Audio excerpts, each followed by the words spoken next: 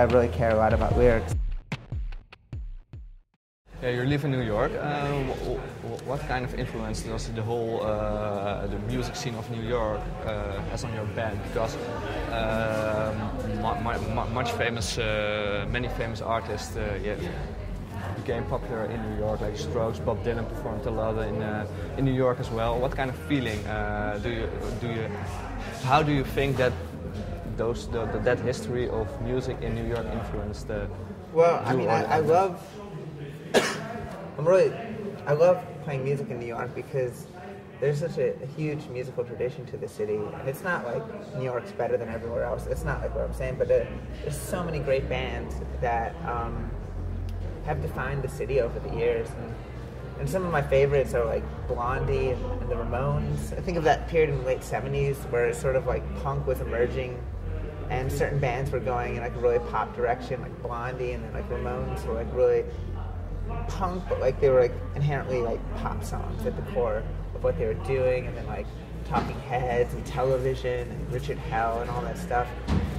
That was like an amazingly fertile period, and then a little later the no wave period, and New York's giving birth to so many great bands. And then contemporarily, like like in the early 2000s, bands emerged, like as you mentioned, the Strokes and the Yeah Yeah Yeahs and TV on the Radio, Interpol, Liars. And there's like 50 million others.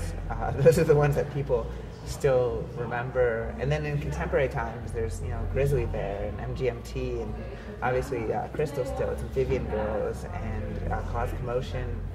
It's almost infinite. And even bands you forget that live in New York, like Blonde Redhead, who I love, live in New York, and Magnetic Fields, I think, are based in New York, to the best of my knowledge. For a time, Sonic Youth was based in New York, and it just has this incredible musical, cultural tradition that it's an honor to be a part of in any way that we're a part of it, just being from New York as well. And we definitely don't mind people want to lump us in with like other New York bands that are really cool.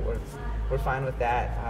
I don't think we maybe have like a traditional sound of a New York City band maybe, but that's only because there isn't a traditional sound of a New York City band anymore. I mean, for a while it seemed like this, like the sound of like the gritty, the Velvet Underground or something was very at one with the city. I think of the Velvet Underground as like that quintessential like New York band, and they just sort of represented that infinite cool of the city, and to some extent I also think it's channeled by bands like the Crystal Stilts as well, who draw influence from a lot of sources, but there's a part of me that when I see them, I just see like, if I walked into the coolest party in New York and there was a band playing, it would be Crystal Stilts. They just have that very understated sense of confidence and cool to them.